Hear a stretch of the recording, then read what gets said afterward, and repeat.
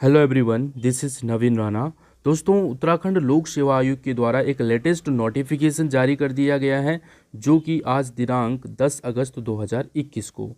दोस्तों, ये नोटिफिकेशन उत्तराखंड में अपर पीसीएस के 224 पदों पर जो है रिक्त पदों पर भर्ती जारी कर दी गई है। दोस्तों, बिल्कुल 224 पद यहाँ पर अपर पीसीएस के उत्तराखंड में आ चुके हैं। ठीक है, जिसको ऑनलाइन आवेदन भरने की अंतिम तिथि है दोस्तों 30 अगस्त 2021 तक आप फॉर्म को भर सकते हैं। ठीक है, आज ये जारी कर दिया गया है। जानते हैं दोस्तों इसके बारे में पूरी डिटेल में, क्या इसके लिए क्वालिफिकेशन होनी चाहिए, कौन कौन इस फॉर्म को भर सकता है और क्या इसमें जो है सिलेबस पूछा गया है।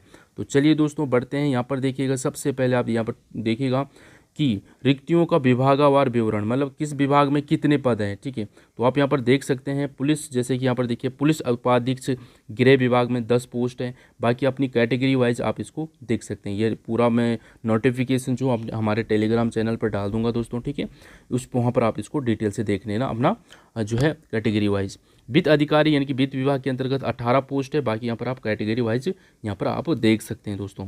सहायक संभागीय परिवहन अधिकारी, ठीक है, सहायक निदेशालय, यहाँ बहुत सारे आप यहाँ पर देख सकते हैं दोस्तों। विभागों के बारे में अगर आपको डिटेल से देखना है तो आप इसको जो है अच्छे से पढ़ लेना। ठीक है, ये देखो ये सारे आप यहाँ पर देख लीजिएगा दोस्तों।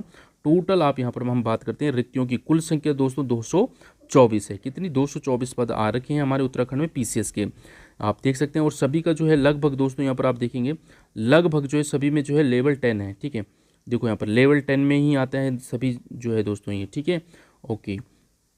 अब आगे देखिएगा 224 पदों पर जो है उत्तराखंड में भर्ती जारी हो गई है। ठीक है, इसके अलावा देखो सबसे इंपॉर्टेंट चीज़ है दोस्तों वो यहाँ पर आप देखिएगा, उपरोक्त पदों हेतु अनिवार्य शैक्षणिक अर्हता क्या मांगी है इसमें।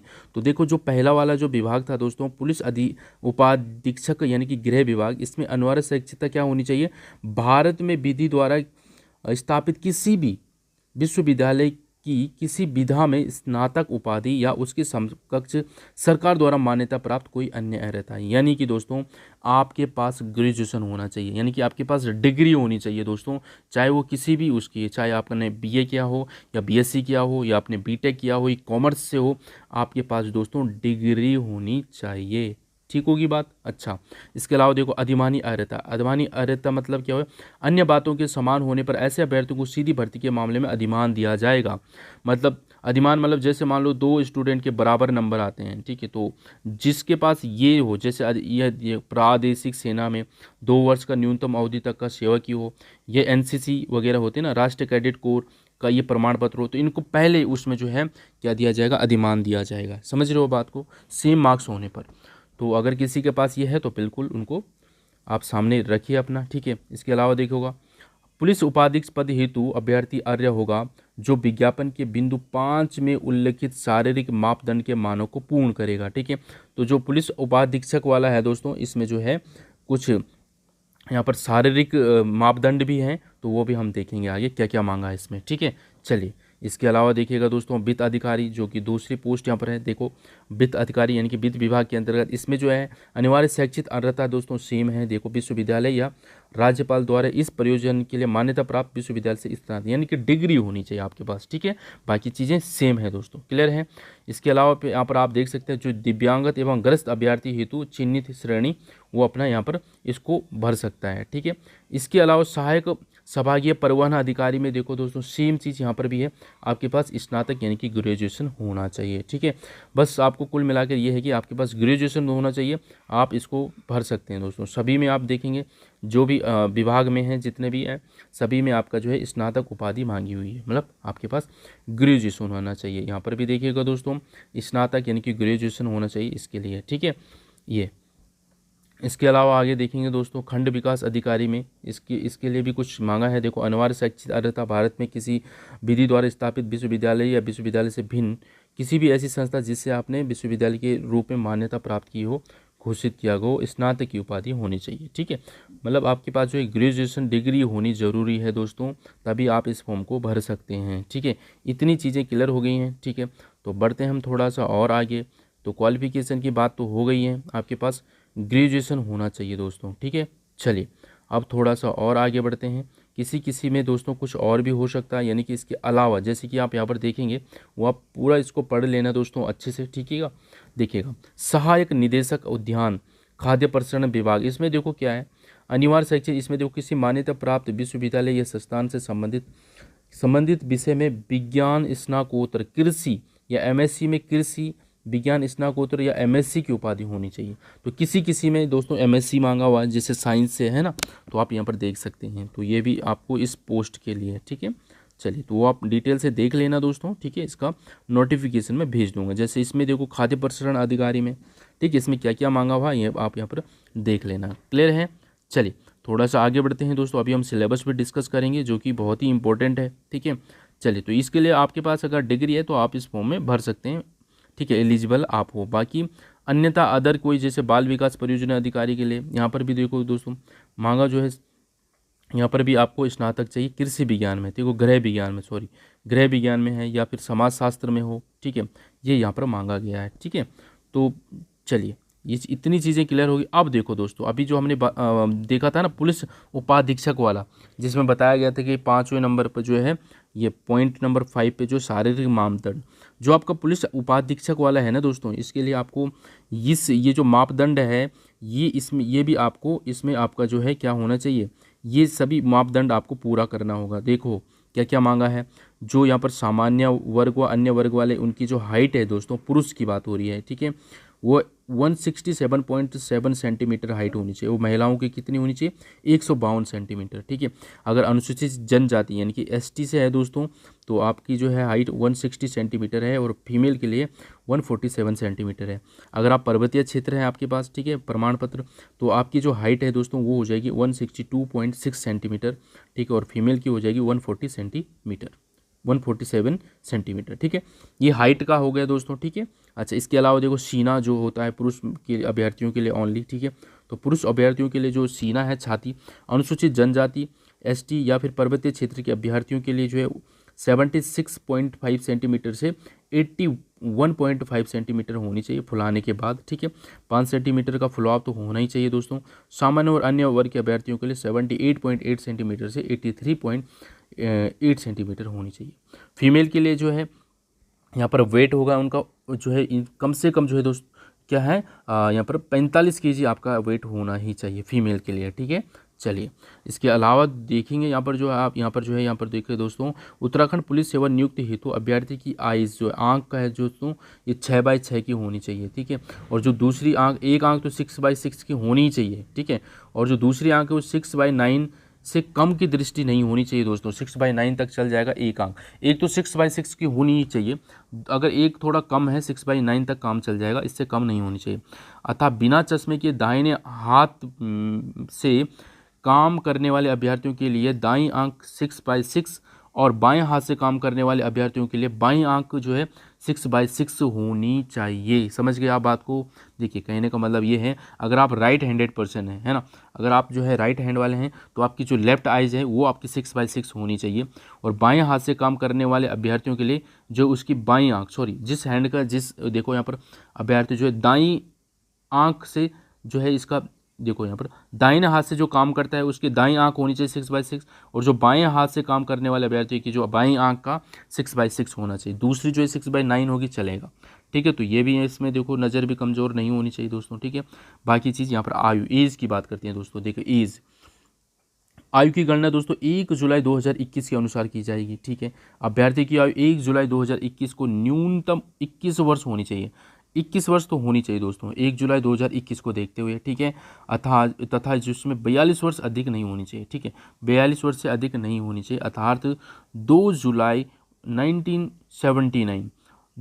1979 से पहले की उसकी डेट ऑफ बर्थ नहीं होनी चाहिए, और 1 जुलाई 2000 के बाद की उसकी डेट ऑफ बर्थ नहीं होनी चाहिए दोस्तों, ठीक है। इसके बीच में अगर आपकी डेट ऑफ बर्थ है तो आप इस फॉर्म के लिए एलिजिबल हो, ठीक होगी बात। चलिए, इसके अलावा दोस्तों अधिकतम आयु सीमा में छूट का यहाँ पर प्रावधान है, वो आप यहाँ पर देखिएगा। श्रेणी या उप श्रेणियों के अभ्यर्थी हेतु उत्तराखंड शासन द्वारा जो है समय समय पर निर्गत वर्तमान में प्रचलित शासनादेशों के अनुसार उच्चतम आयु सीमा में उनके आरक्षण श्रेणी के अनुसार उनको छूट प्रदान की जाएगी। जैसे SC और ST वाले हैं तो आपको जो यहाँ पर एज में भी कुछ छूट मिलेगी, ठीक है। इसके अलावा देखो यहाँ पर उत्तराखंड अनुसूचित जाति व अनुसूचित जनजाति एवं पिछड़ा वर्ग के अभ्यर्थियों के लिए 21 मई 2005 द्वारा अधिकतम आयु सीमा में 5 वर्ष का छूट यानी कि अनुमान्य है। ठीक है, तो 5 वर्ष की छूट है दोस्तों यहाँ पर। अगर आप एससी और एसटी या फिर पिछड़ा वर्ग में आते हैं तो ठीक है, 5 साल की छूट है आपके लिए। ठीक है, चलिए इसके अलावा आप यहाँ पर देखिएगा दोस्तों। ठीक है, बाकी यहाँ पर ये सारे आप इनको ज़रूर पढ़िएगा। ठीक है, चलिए हम थोड़ा सा और आगे बढ़ते हैं। ठीक है, और यहाँ पर जो हमारे लिए इम्पोर्टेंट है दोस्तों उसकी तरफ हम आगे बढ़ते हैं। ये सारे आप अच्छे से इनको ज़रूर पढ़ें दोस्तों। ठीक है, चलिए अब बढ़ते हैं दोस्तों इम्पोर्टेंट पॉइंट की तरफ। ये आइए दोस्तों, यहाँ पर फॉर्म भरने की जो फीस है, थोड़ा सा फीस भी देख लीजिएगा। अनारक्षित के लिए जो है 150 रुपये, यहाँ पर 26.55 इसमें क्या लगेगा, टैक्स लगेगा 176.55 रुपीज़ का यहाँ पर आपका ये फॉर्म भरा जाएगा। ठीक है, 176.55 रुपये, मतलब समझ सकते हैं। ठीक है, ये 176.55 ये आपका ये किसके लिए, हाँ ये पिछड़ा वर्ग के लिए है। बाकी जो है 86 रुपये के आसपास में है। आप अगर अनुसूचित जाति या अनुसूचित जनजाति एससी और एसटी के लिए है। ठीक है, फॉर्म भरने की ये फीस है दोस्तों यहाँ पर। ठीक है, चलिए आगे बढ़ते हैं। देखिए इसके अलावा देखिएगा यहाँ पर आप प्रारंभिक परीक्षा हेतु निर्देश। ठीक है, प्रारंभिक परीक्षा देखो आप सभी को पता है, इसमें प्री मेंस इंटरव्यू ये सब तो होगा ही दोस्तों। तो देखिएगा यहाँ पर प्रारंभिक परीक्षा एवं छंटनी परीक्षा आप कह सकते हैं, स्क्रीनिंग एग्जाम इसको कह सकते हैं दोस्तों, जो पहले होगा प्रारंभिक एग्जाम, जिसके अंक मुख्य परीक्षा व साक्षात्कार के अंकों के साथ जोड़े नहीं जाएंगे। सेम चीज़ जैसे कि मैंने अभी आपको बताया, जो लोअर पीसीएस का आया था, सेम उसी में भी यही कहा था कि जो आपका प्री एग्जाम होता है ना दोस्तों, उसके मार्क्स जो है ना आपके मेंस एग्जाम में नहीं जोड़े जाते हैं। ठीक है, जो मेंस होगा आपको उसमें काउंट नहीं किए जाएंगे। बस आपको प्री जो है ना, प्री एग्जाम ये छंटनी के लिए किया जा रहा है। आपका प्री में जो आपका जो मेरिट लिस्ट आएगी उसमें आपका नाम आना चाहिए, बस वो मार्क्स नहीं जोड़े जाएंगे। आपको जो टोटल मेरिट बनती है ना बाद में, उसमें मार्क्स प्री के नहीं जोड़े जाएंगे, ये बताया। वो आपको सिर्फ क्वालिफाई करना है। क्वालिफाई यानी कि आपको मेरिट लिस्ट में आना होगा उसमें। ठीक है, दूसरा फैक्ट बता रहे कि प्रारंभिक परीक्षा में वस्तुनिष्ठ प्रकार के 2 प्रश्न पत्र होंगे तथा प्रश्नों के मूल्यांकन में ऋणात्मक पद्धति अपनाई जाएगी। यानी कि आपके प्री के इसमें 2 पेपर होंगे दोस्तों, प्री के 2 पेपर होंगे प्री में। ठीक है, क्या क्या होंगे देखो, प्रारंभिक परीक्षा में द्वितीय प्रश्न पत्र जो दूसरा होगा वो सामान्य बुद्धिमत्ता परीक्षा से रिलेटेड होगा। मतलब उसमें क्या रीजनिंग आपकी पूछी जाएगी और अर्हता प्रकृति का होगा, जिसमें समस्त श्रेणी के अभ्यर्थियों को 33% अंक तो लाना ही है, चाहे वो किसी भी कैटेगरी का है दोस्तों। 33% मार्क्स तो आपका जो सेकंड पेपर होगा प्री में जो सेकंड पेपर होगा, जो रीजनिंग आप कह सकते हैं इसको, 33% मार्क्स इसमें आपको लाना ही होगा। ठीक है, तभी आपका जो है ये क्वालिफाई गिना जाएगा। मतलब अगर आपने प्री में बहुत अच्छा स्कोर भी कर रखा है, प्री मतलब आपने जो पेपर फर्स्ट में बहुत अच्छा स्कोर किया है, बट आपने जो रीजनिंग सेकंड वाला पेपर उसमें अगर आप 33% नहीं लाए दोस्तों, तो आप जो है यहाँ पर जो है आपको आगे नहीं बढ़ाया जाएगा। समझ रहे हैं बात को, यानी कि क्वालिफाई नहीं माना जाएगा। बाकी यहाँ पर जो बताया गया है कैलकुलेटर वगैरह नहीं है, वहाँ पर वर्जित है ना, ये सब चीज़ें आप अलग से पढ़ सकते हैं दोस्तों। ठीक है, इतनी चीज़ें हैं, नेगेटिव मार्किंग है ये तो हो गई इसमें। ठीक है, चलिए मुख्य परीक्षा हेतु कुछ निर्देश दिए गए हैं, बाकी हम आगे डिटेल से देखेंगे। प्रारंभिक परीक्षा में सफल अभ्यर्थियों को निम्नलिखित मुख्य परीक्षा में पूर्व आयोग कार्यालय द्वारा मांगे जाने पर प्रस्तुत किया जाएगा। ठीक है, कुछ यहाँ पर डॉक्यूमेंट्स मांगे जाएंगे आपसे मेंस परीक्षा के लिए। ठीक है, प्रारंभिक परीक्षा में सफल अभ्यर्थियों में से केवल वही अभ्यर्थी लिखित परीक्षा मुख्य परीक्षा में सम्मिलित किए जाएंगे जिन्होंने ऑनलाइन आवेदन में किए गए दावों को पुष्टि हेतु ऑनलाइन आवेदन पत्र के जो ये प्रिंट आउट वगैरह ये सारे अपने जमा किए होंगे। ठीक है, ओके, ये चीज़ें तो ठीक है भाई। अच्छा, इतनी चीज़ें क्लियर हो गई हैं। अब बढ़ते हैं दोस्तों हम थोड़ा सा और आगे। ठीक है, चलिए बिल्कुल आपको ये पूरा पढ़ना है दोस्तों, सारे निर्देश आपको पढ़ने हैं। ठीक है, सारे निर्देश को पढ़ना है आपने। ठीक है, चलिए ताकि कोई गलती ना हो फॉर्म भरने में। ठीक है, चलिए अब बात करते हैं दोस्तों हम यहाँ पर देखिएगा कि उत्तराखंड सम्मिलित राज्य सिविल प्रवर अधीनस्थ सेवा प्रारंभिक परीक्षा के लिए जो आप आवेदन जो है कहाँ कहाँ से कर सकते हैं। मतलब यहाँ पर विकल्प दिए गए कोड वहाँ पर जहाँ से आप फॉर्म भरेंगे। ठीक है, तो यहाँ पर देखो अल्मोड़ा, रानीखेत, चंपावत, पिथौरागढ़, नैनीताल सभी के कोड यहाँ पर दिए गए हैं दोस्तों, इनके अनुसार आप देख लीजिएगा। साफ साफ बताया है कि प्रारंभिक परीक्षा हेतु नगरों की संख्या घटाई और बढ़ाई भी जा सकती है। ठीक है, मतलब हो सकता है कि कहीं विद्यार्थी ज़्यादा हो गए तो उसके लिए वो बढ़ा भी सकते हैं। ठीक है, कहीं कहीं पर इतनी चीज़ें क्लियर हो गई दोस्तों। देखो प्रारंभिक परीक्षा में सफल अभ्यर्थियों हेतु मुख्य या लिखित परीक्षा का आयोजन हल्द्वानी और हरिद्वार नगर में स्थित परीक्षा केंद्रों में किया जाएगा। बस जो मेंस परीक्षा होगी, ठीक है, मेन जो एग्जाम होगा आपका, ठीक है, वो सिर्फ हल्द्वानी और हरिद्वार में ही होगा दोस्तों। ठीक है, ये बताया गया है। ठीक है, इतनी चीज़ें आपको क्लियर हो गई। अब देखो दोस्तों, अब आगे आपके सामने सिलेबस आपके सामने आ चुका है। देखिएगा बहुत ही इंपॉर्टेंट है। देखो उत्तराखंड सम्मिलित राज्य सिविल या प्रवर अधीनस्थ सेवा परीक्षा 2021 हेतु परीक्षा योजना निम्नवत। अब देखो परीक्षा योजना क्या है दोस्तों, प्रारंभिक परीक्षा देखिएगा आप, ठीक है, जो फर्स्ट पेपर होगा आपका प्री एग्जाम, इसमें क्या होगा, देखो 2 पेपर होंगे, 1-2। पहला जो होगा दोस्तों सामान्य अध्ययन यानी कि जनरल स्टडी का होगा, 150 प्रश्न पूछे जाएंगे, प्रत्येक प्रश्न 1 अंक का होगा, पूर्णांक 150 का होगा और 2 घंटे का समय दिया जाएगा, ठीक है। तो पहला पेपर आपका होगा दोस्तों सामान्य अध्ययन का, जनरल स्टडी का पेपर होगा ये, ठीक है। अभी सिलेबस आगे पूरा डिस्कस करेंगे। और जो दूसरा पेपर होगा दोस्तों वो जनरल बुद्धिमत्ता यानी कि जनरल एप्टीट्यूड टेस्ट यानी कि आप रीजनिंग कह सकते हैं दोस्तों। इसमें आपके 100 क्वेश्चन पूछे जाएंगे दोस्तों और प्रत्येक प्रश्न जो है 1.5 मार्क्स का होगा, यानी कि इस तरीके से आपके 150 अंक इसमें भी हो जाते हैं। 2 घंटे का समय इसमें भी आपको दिया जाएगा। इस तरीके से टोटल आपके 300 मार्क्स का ये हो जाता है दोस्तों प्री, ठीक है, प्री एग्जाम। तो ये दोनों को मिलाकर आपको देखिए 4 घंटे का समय आपको दिया जाएगा। अलग अलग पेपर होंगे दोस्तों एक ही दिन में, ठीक है। इतनी चीज़ें आपको क्लियर हो गई होगी। और जैसे कि मैंने अभी ऊपर बताया था दोस्तों कि जो आपका सेकंड पेपर होगा इसमें आपको 33 मार्क्स तो लाने ही होंगे किसी भी हाल में, ठीक है, तभी ये आपका क्वालिफाइंग माना जाएगा। बात करते हैं मुख्य परीक्षा की, लिखित परीक्षा जो है इसकी, इसमें क्या क्या है दोस्तों, कितने पेपर इसमें होंगे, तो आप यहाँ पर देख सकते हैं दोस्तों। टोटल पहला जो पेपर होगा इसमें प्रथम प्रश्न पत्र जो होगा वो भाषा से रिलेटेड होगा, लैंग्वेज का होगा, 300 अंक का होगा दोस्तों, 3 घंटे का समय इसमें दिया जाएगा, ठीक है। 300 नंबर का प्रथम पेपर होगा आपका। दूसरा पेपर जो होगा दोस्तों वो भारत का इतिहास यानी कि राष्ट्रीय आंदोलन, समाज और संस्कृति से रिलेटेड होगा, 200 अंक का होगा और 3 घंटे का समय इसमें भी दिया जाएगा। इसका सिलेबस आगे हम डिस्कस करेंगे, पूरा सिलेबस इसका दिया गया होगा दोस्तों, भाषा के लिए क्या है सभी चीज़, ठीक है। तीसरे नंबर पे जो आता है दोस्तों, तीसरा पेपर जो आपका होगा वो होगा भारतीय राज्य व्यवस्था या सामाजिक न्याय एवं अंतर्राष्ट्रीय संबंध से होगा दोस्तों, इंटरनेशनल रिलेशन, 200 अंक का होगा दोस्तों और 3 घंटे का समय इसमें भी आपको दिया जाएगा। 3 पेपर हो गया। चौथा जो पेपर होगा दोस्तों वो होगा आपका भारत एवं विश्व का भूगोल यानी कि जियोग्राफी का आपका होगा दोस्तों, ठीक है, जियोग्राफी का 200 नंबर का होगा, 3 घंटे का समय इसमें आपको दिया जाएगा।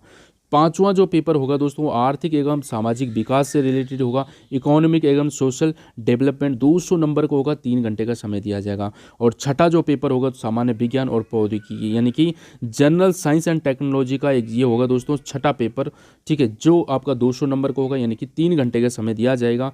और जो सातवां पेपर होगा दोस्तों वो आपका होगा यहाँ पर सामान्य अभिरुचि एवं आचार शास्त्र यानी कि जनरल एप्टीट्यूड एंड एथिक्स का होगा दोस्तों, 200 नंबर का होगा, 3 घंटे का समय। इस तरीके से आपके टोटल 1500 का ये टोटल पेपर होगा दोस्तों, टोटल, ठीक है, 1500 का ये एग्जाम होगा आपका, मार्क्स का रहेगा, ठीक है। सभी प्रश्न पत्र अनिवार्य है और भाषा प्रश्न पत्र में न्यूनतम 35% अंक प्राप्त करना अनिवार्य होगा। भाषा वाला कौन सा है देखा हमने ऊपर, जो ये रहा दोस्तों भाषा वाला जो है यहाँ पर आप देखिएगा ये 300 नंबर का है, ये 300 मार्क्स का है, ठीक है। तो इसमें आपको 35% तो लाना अनिवार्य है। अगर आप इसमें 35% मार्क्स नहीं लाओगे तो कहीं ना कहीं आप क्वालिफाइंग नहीं माने जाएंगे। चीज़ होगी क्लियर। इसके अलावा दोस्तों 1500 नंबर का ये हो गया और 300 नंबर का आपका 200 मार्क्स का आपका क्या होगा दोस्तों, इंटरव्यू होगा, ठीक है। तो साक्षात्कार यानी कि इंटरव्यू भी आपका इसमें होगा 200 मार्क्स का। इस तरीके से 1500 और 2 ये हो गए दोस्तों 1700 आपका टोटल पूर्णांक रहेगा, ठीक है। तो इतनी चीज़ें क्लियर हो गई। अब देखो दोस्तों सिलेबस इसका क्या है, सिलेबस को अच्छी तरीके से आपको देखना है, ठीक है। पहला पेपर जो था दोस्तों उसको आप कह सकते हैं हिस्ट्री से, यहाँ पर देख सकते हैं हिस्ट्री का, भारत के इतिहास, संस्कृति और राष्ट्रीय आंदोलन आते तीनों, 150 नंबर का था ये, ठीक है। यहाँ पर 2 घंटे का समय आपको दिया जाएगा।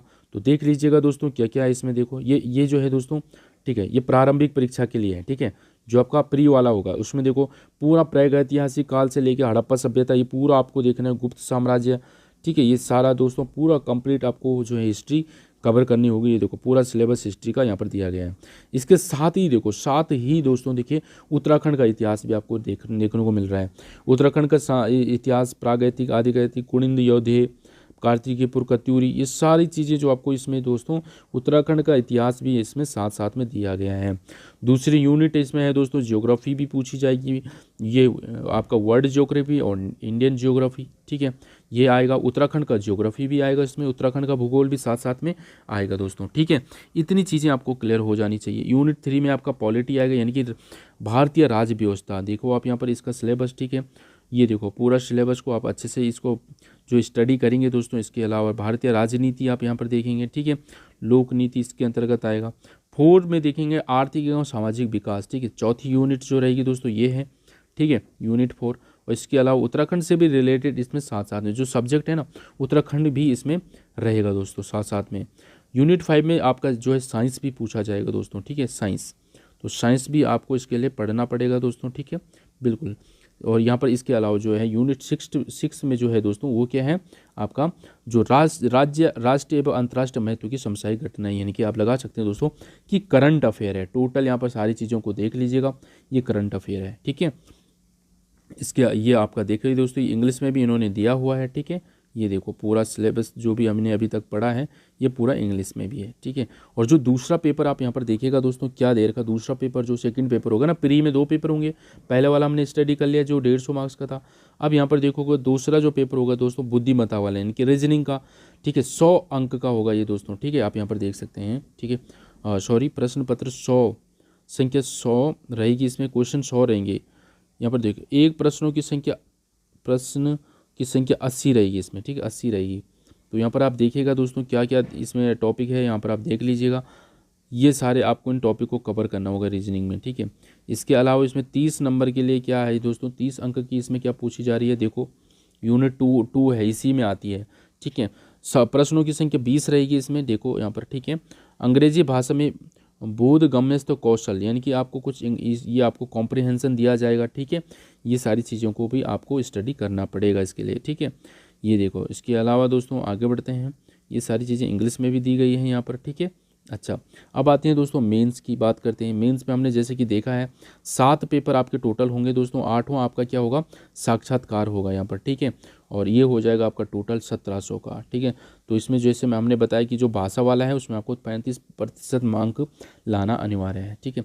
1700 का आपका टोटल ये होगा दोस्तों पेपर, ठीक है, पूर्णांक मतलब टोटल। इसका जो सिलेबस देखिए आप 1 बाय 1 आप यहाँ पर देख सकते हैं। जैसे हिंदी जो भाषा वाला है ना सब दोस्तों, भाषा वाला जिसमें ये बोला था कि 35% अंक आपको लाने ही लाने हैं मिनिमम, नहीं तो क्वालिफाइंग नहीं माना जाएगा। तो 300 मार्क्स का है टोटल है ये, ठीक है।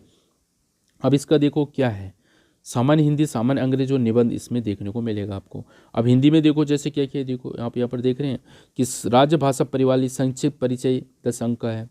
उपसर्ग, प्रत्यय, संधि, समास, वचन, लिंग, ये व्याकरण में देखो संज्ञा, सर्वनाम, क्रिया, विशेषण, ये सब आपको यहाँ पर देखने को मिलेंगे, ठीक है।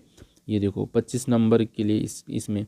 इसके अलावा 25 मार्क्स में शब्द विवेक आएगा आपका। फिर इसमें देखो तत्सम, तद्भव, देश विदेश, संकर शब्द, रूढ़, यौगिक, योग रूढ़, पर्यायवाची, समानार्थी, ये 25 अंक में आपको ये पूछे जाएंगे, ठीक है। ये चीज़ हो गई।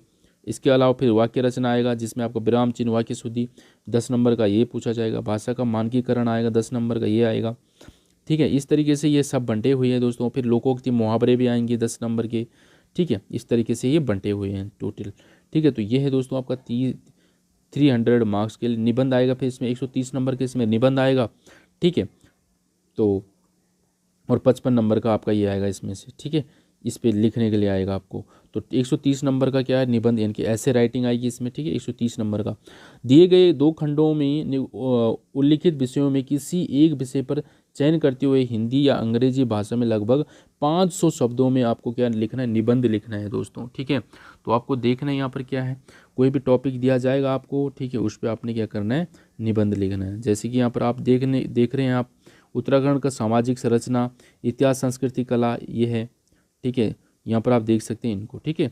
ये 75 अंक के लिए आपको इनको यह भी तैयार करने हैं अपने, ठीक है। तो ये सारा सिलेबस को आप अच्छे से पढ़ लेना दोस्तों, ठीक है। ये देखो पूरा सिलेबस, बहुत बड़ा सिलेबस है ये, तो आपको इसको अच्छे से स्टडी करना है। ये देखो दूसरा जो पेपर होगा 3 घंटे का समय मिलेगा, 200 अंक का होगा। और ये देखो ये प्रागैतिक काल में जो है जातियाँ, संस्कृति, ये सभी को आपको इसके लिए तैयार करना पड़ेगा दोस्तों। ये देखो पूरा डिटेल में इन्होंने ये सिलेबस दिया हुआ है दोस्तों। हिस्ट्री का है ये, ठीक है, पेपर सेकंड है ये, ठीक है। ये इंग्लिश में भी दिया हुआ है। पेपर थर्ड जो होगा दोस्तों, ये को तीसरा पेपर जो है ये, इसका पूरा यहाँ पर डिटेल में इस सिलेबस दिया हुआ है, ठीक है। ये देखो ये पूरा डिटेल में सिलेबस दिया हुआ है। इसी तरीके से आपका जो है पेपर 4 आएगा दोस्तों। ये रहा पेपर 4, ये ज्योग्राफी वाला जो है, वर्ल्ड ज्योग्राफी है ना, सारे टॉपिक यहाँ पर दिए हुए हैं। और इसके अलावा जो है इंडियन ज्योग्राफी भी आएगा इसमें। और इसके अलावा देखो 5वां पेपर में क्या आएगा, ये 5वां पेपर है आपका, नहीं, ठीक है। इतनी चीज़ें क्लियर हो गई हैं, देखो यहाँ पर। फिर आपका ये आएगा 6ठा पेपर जो आएगा आपका, ठीक है, ये होगा साइंस से एंड टेक से होगा। एंड 8th जो होगा दोस्तों यहाँ पर सामान्य अभिरुचि एवं आचार शास्त्र आप इसको कह सकते हैं, ये देखो। ठीक है, तो ये है आपका दोस्तों कंप्लीट सिलेबस आपका दिया गया है। ठीक है, तो सिलेबस को अच्छे से आपको कवर करना है, तैयारी करनी है सिलेबस को। अभी से जो है इन सिलेबस को प्रिंट आउट करके निकाल लीजिएगा दोस्तों, और शुरू हो जाइए अपनी इस जो है इन सपनों, जो आपका ये सपना है दोस्तों, इसको साकार करने के लग जाइए अभी से ही। ठीक है, तो ये था आपका दोस्तों कंप्लीट सिलेबस। ठीक है, इस सिलेबस को आपको जो है प्रिंट करके अपने पास निकाल लेना है और टॉपिक वाइज अपनी तैयारी शुरू कर देनी चाहिए अभी से। ठीक है, तो अभी इसका जो है टाइम नहीं दिया है दोस्तों कहीं भी कि जो है कब इसका जो है एग्ज़ाम जो है कराएगा। ठीक है, एग्ज़ाम की या ऐसा कुछ डेट नहीं दे रखी है दोस्तों, जैसे कि आप यहाँ पर देख पा रहे हैं।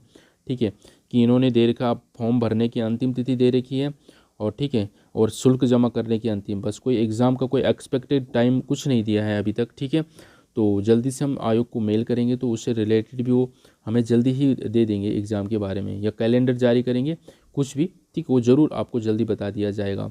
तब तक के लिए अपनी जो है आप शेड्यूल बनाना शुरू करिएगा दोस्तों। ठीक है, अपनी रणनीति आप तैयार करना शुरू कर लीजिएगा। ठीक है, पूरा सिलेबस आपके सामने है। ठीक है, चलिए इस सेशन में इतना ही दोस्तों। Thanks for watching, thank you, bye bye, take care and all the best आप सभी को। चलिए।